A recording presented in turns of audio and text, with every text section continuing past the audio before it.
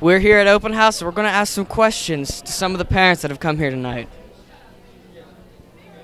So what does it feel like to be back in high school after all these years? Pretty confusing. I don't know where I'm going. I have not actually been on the floors of this building, so it should be a lot of fun trying to find my way around. It's been a long time, so yeah, it's a little different high school than what it was when I was in there. I'm actually here a lot because I teach for the district and my children swim, my son wrestled, so it's interesting being a teacher back in the district where I graduated from, but I'm here often. I don't know right now. I thought I was getting late, so. It brings back a lot of strange memories. But as a man on the street, it's nice to be here. And actually, I grew up in India, so this is it's a different setup for me, and it's been a long time.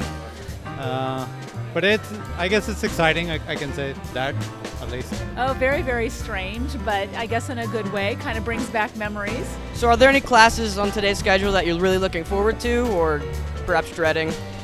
Not dreading, just curious to see what Spanish is like. I took Spanish in high school and interested to see what the classrooms are like and what the teachers are like.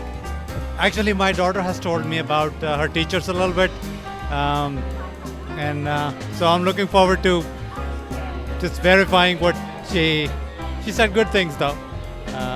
So I'm just excited to meet her teachers. My daughter's pottery class. Good or bad? Good. I've heard a lot of good about it, so I'm kind of looking forward to seeing it.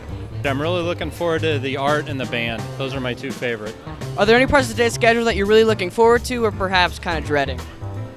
Well, I think I'm looking forward to just the opportunity to meet my students or my daughter's teachers and understand a little bit more about what's in her curriculum. So I'm looking forward to the whole evening, actually. All right, thank you for your time.